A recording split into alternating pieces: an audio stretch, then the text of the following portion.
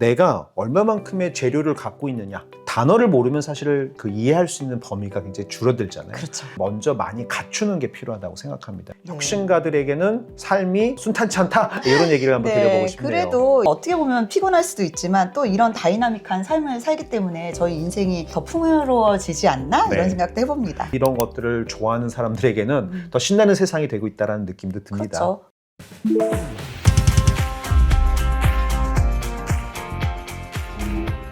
혁신전파사, 저는 최영욱. 전진수입니다. 안녕하세요. 안녕하세요. 오늘은 우리 지난번에 이제 한번 했던 혁신가들이 일하는 법, 그때 한번 우리가 2x2 매트릭스 얘기를 했는데, 혁신을 하려면 사실 세상의 변화에 되게 민감해야 되잖아요. 네. 그래서 오늘의 주제는 어떻게 이렇게 세상의 변화에 민감하고 세상으로부터 그 변화에 대한 여러 가지 시그널들을 읽고 또 그런 변화의 트렌드가 어떻게 돼가고 있는지를 어떻게 공부하고 어떻게 이해하는지 그 이야기를 한번 했으면 좋겠습니다. 대표님은 주로 이제 시그널을 읽기 위해서 평소에 어떤 활동을 하시나요? 여러 가지가 있는데 네. 일단 저는 가장 중요한 게 내가 얼마만큼의 재료를 갖고 있느냐. 영어를 잘한다라고 할 때 단어를 모르면 사실 그 이해할 수 있는 범위가 굉장히 줄어들잖아요. 그렇죠. 저는 이 혁신과 변화 또는 기술 영역에서도 굉장히 많은 것들을 일단 먼저 알아야 된다. 결국 지식이죠. 사실 정보와는 좀 다르잖아요. 그러니까 정보라고 하는 그런 데이터들은 그냥 세상에 존재하는 수많은 것들이라고 하면 저는 그것들을 취사 선택해서 내가 나의 언어로 나에게 들어온 것들, 저는 이것들을 이제 지식이라고 얘기를 하고 있는데, 그 지식들을 먼저 많이 갖추는 게 필요하다고 생각합니다. 그러기 위해서 가장 먼저 많이 하는 일들은 많이 읽는 거죠. 많이 읽고 많이 공부하고. 그래서 저는 뭐 책도 많이 보고 아티클도 많이 찾아보고 하고 있습니다.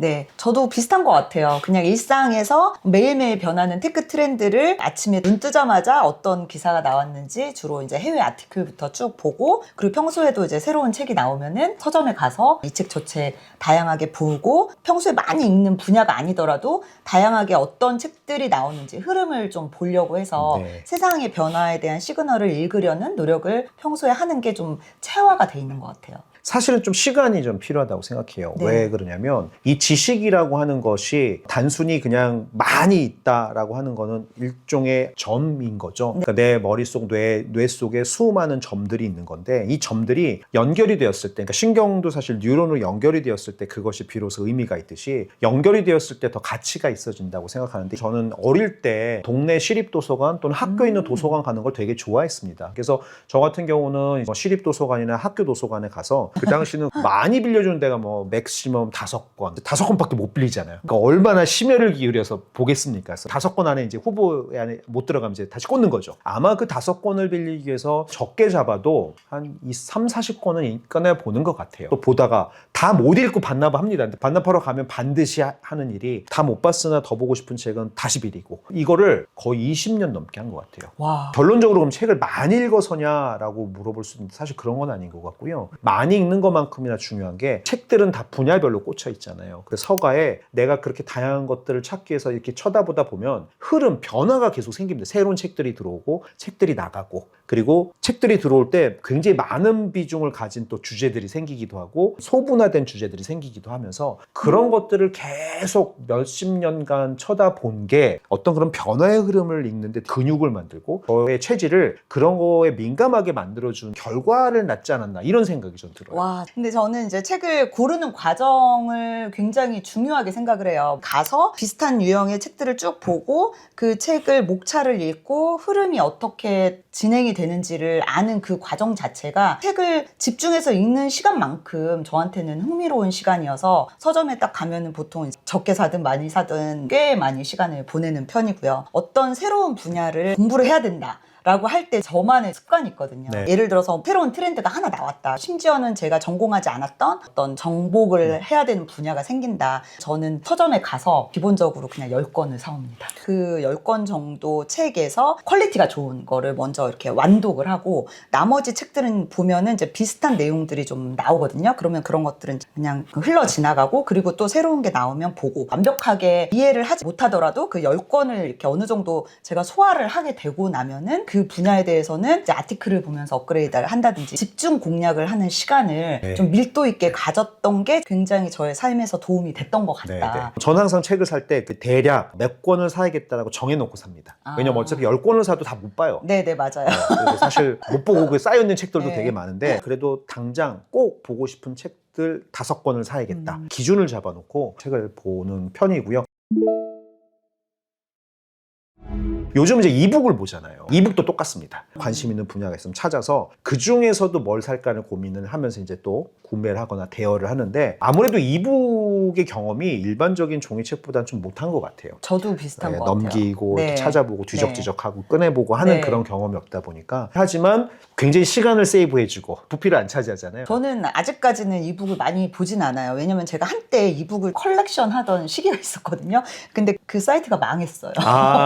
그게 싹 날아가고 나서는 이북을 막 즐겨 사지는 않고, 그리고 저는 책을 읽을 때 이렇게 넘기는 그 손맛을 되게 좋아하는 손맛. 편이에요. 네, 그리고 또 이렇게 가끔 뒤에 보다가 앞에 내용이 궁금해서 다시 돌려보기도 하고, 이 과정을 저는 책을 읽으면서 많이 하는 편인데 이 이북을 하다 보면은 길을 좀 자주 잃기도 하고 그 전에 흐름을 못 찾는 경우가 많다 보니까 맞아요. 그래서 그냥 저는 아직도 종이책을 좋아하는 네, 편입니다. 사실은 이제 이북이 어릴 때부터 그 컴퓨터 스크린으로 텍스트를 읽은 세대들한테는 편할 수 있는데 어찌됐건 중요한 건 계속 찾아보고 구매하거나 대여해서 읽어야 된다는 게 첫 번째인 것 같고요. 그 관점에서 또 읽어야 되는 것들이 요즘 이제 너무 좋은 그 리포트들이나 아티클들이 쏟아져 나옵니다. 무료인 것도 너무 많아요. 무료로 그렇게 좋은 퀄리티의 리포트가 많더라고요. 네, 대기업 같은 경우는 굉장히 비싼 리포트를 회사에서 봅니다. 그래서 회사의 사이트에 가면 수천만 원짜리 리포트들이 막 쌓여 있어요. 저는 이제 대기업에 있을 땐 그걸 열심히 찾아서 보긴 했는데 지금은 내 돈 내고 그걸 못 사니까 너무 비싸요. 못 삽니다. 근데 중요한 건 그 정도 되는 퀄리티의 많은 자료들이 이미 인터넷에 굉장히 많이 있고요. 네. 굳이 사지 않아도 볼 수 있는 게 많습니다. 그래서 네. 전에 봤던 다양한 시장조사 기관이라든가 또는 뭐 논문들이라든가 그런 것들도 이 책을 읽는 것과 비슷하게 합니다. 네. 3, 40개씩 쫙 서치해서 찾은 다음에 다 다운받아서 읽고 깊게 볼 것들은 더 깊게 보고 하는데 요즘 이제 좋은 게 챗GPT 같은 생성형 AI들 툴들이 네, 너무 네, 좋아지니까 예전에는 리포트 같은 경우는 이제 처음에 필터링하고 준비하는 과정이 좀 길었거든요. 근데 요새는 챗GPT의 도움을 받습니다. 걔네들이 정리를 해준 거를 기반으로 내가 꼭 읽어야 되겠다고 하는 거를 몇 개를 선택을 한 다음에 네. 보다 보니 예전보다는 훨씬 더 보는 속도도 빨라지고 중요한 정보들을 캐치할 수 있는 효율성도 높아진 것 같아요. 그런 것 같아요. 그냥 이전에는 이제 긴 보고서를 읽을 때 시간도 많이 쓰고 그랬는데 챗GPT랑 활용을 해가지고 원하는 포인트의 핵심적인 내용을 다시 그 리포트에 들어가서 보고 이런 식으로 왔다 갔다 하면서 보게 되니까 더 양질의 컨텐츠를 깊게 소화할 수 있는 이런 장점이 있는 것 맞습니다. 같아요. 중요한 건 이제 그렇게 읽기만 한다고 그게 내게 되지는 않거든요. 그렇죠. 목적성이 있어야 되고 그 목적성에 맞는 질문을 끊임없이 던져서 이 질문의 답을 찾기 위해서 읽어야 된다고 생각해요.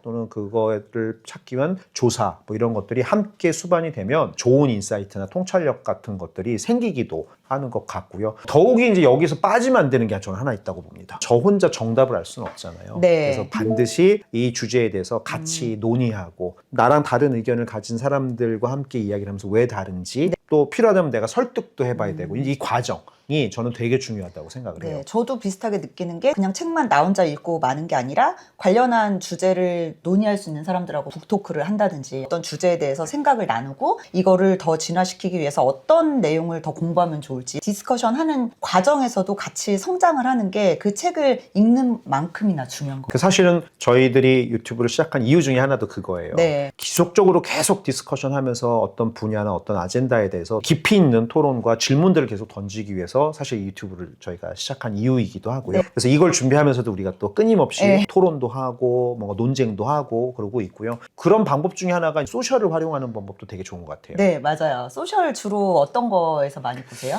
X로 바뀐 트위터서부터 뭐 페이스북 다양한 거 다 쓰는데 예전에 비해서는 확실히 덜해진 거는 좀 있어요. 상호작용하는 만큼의 에너지와 시간을 써야 되고 또 신경을 써야 되다 보니 예전만큼은 좀 못하고 있는데 그래서 우리가 유튜브 대신 좀 하고 있고 이제 댓글을 통해서 또 여러분들과 소통을 할 수 있을 것 같다는 생각이 듭니다. 네. 가장 저한테 영향가 있는 소셜 채널은 그래도 X랑 페이스북이 아닐까 싶어요. 이 소셜 채널을 제가 오래 썼기 때문에 그 안에서 저랑 같은 분야를 보는 사람들이 이미 다 너무 연결이 돼 있고 그분들이 쭉 올리는 거를 보는 것만으로도 여러 사이트를 돌아다니면서 봐야 되는 정보를 짧은 기간에 흡수를 할 수 있으니까 시간 대비 가장 많은 정보를 네. 효율적으로 얻을 수 있는 공간이 그 두 개가 아닌가 네. 싶습니다. 결국 관심 있는 사람끼리 연결되어 있는 인적 네트워크 속에서 큐레이션된 네. 정보를 우리가 이제 빠르게 습득하는 건데 이제 이게 단점도 있어요. 왜냐하면 이제 필터 버블에 갇힐 수 있거든요. 맞아요. 비슷한 성향을 가진 분들과 네. 연결되어 있다 보면 결국은 내가 받아들이는 정보에 굉장히 큰 비중을 차지할 수 있는데 네. 사실은 그렇지 않은 것들도 굉장히 많이 존재한다는 그렇죠. 거. 그래서 그거는 생각을 하면서 저는 요즘 계속 보고 있고요. 이 모든 것과 함께 반드시 하는 게 하나 있어요. 뭐냐면 반드시 직접 경험합니다. 그래서 저는 얼리어독터잖아요. 저는 기술을 하고 디바이스를 하는 사람이다 보니까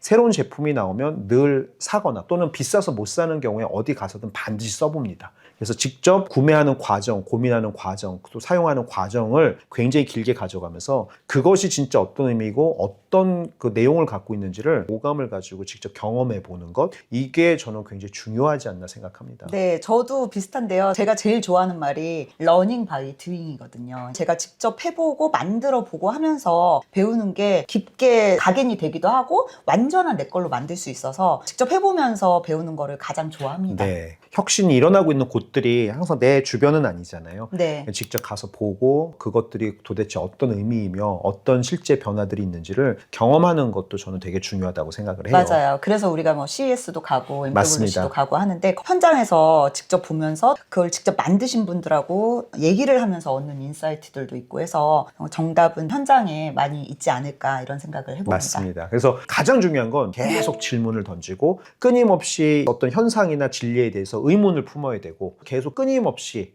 그것들을 이해하려고 노력하고 다르게 보려고 노력하는 과정이 이 모든 것들을 관통하면서 연결되어 있어야 되는 것 같아요. 그래서 우리 네. 혁신가들에게는 삶이 순탄치 않다 이런 얘기를 한번 드려보고 싶네요. 그래도 옛날 대비 저는 너무 좋아진 게 요즘은 언제 어디서나 모바일로 서치도 되고 그리고 AI가 있으니까 짧은 시간 안에 습득할 수 있고 정말 세상이 좋아진 것 같아요. 저희들 말고도 굉장히 많은 혁신가들이 다양한 방법으로 그분들만의 뭔가를 만들어내기 위해서 다양한 어떤 그런 것들을 하고 계실 거라고 저는 생각을 합니다. 그래서 나만의 비법, 노하우 이런 것들 같이 공유해 주셔도 좋을 것 같고요. 제가 이제 IT 쪽에 일을 하면서 한때는 그런 생각을 많이 했던 것 같아요. 왜 직업을 이런 걸 선택을 해서 나의 인생은 죽을 때까지 공부를 해야 되는 삶이었나. 어떻게 보면 피곤할 수도 있지만 또 이런 다이나믹한 삶을 살기 때문에 저희 인생이 더 풍요로워지지 않나? 네. 이런 생각도 해봅니다. 그러니까 이게 성향에 맞아야 돼요. 네. 듣는 순간 막 짜증이 나고 피곤한 그런 분들도 계실 거예요. 근데 네. 성향이 맞는 분들에게는 좋은 방법들이 굉장히 많고 또 기술의 발전 덕분에 할 수 있는 것들도 상당히 많아졌고 맞아요. 또 이런 걸 잘 활용하면 굉장히 큰 퍼포먼스와 생산성을 만들 수 있기 때문에 오히려 뭐 세상은 더 이런 것들을 좋아하는 사람들에게는 더 신나는 세상이 되고 있다는 느낌도 듭니다. 그렇죠. 오늘 혁신가들이 일하는 법 두 번째 시간을 이렇게 마치고요. 더 깊은 얘기, 더 다양한 얘기로 다시 돌아오도록 하겠습니다.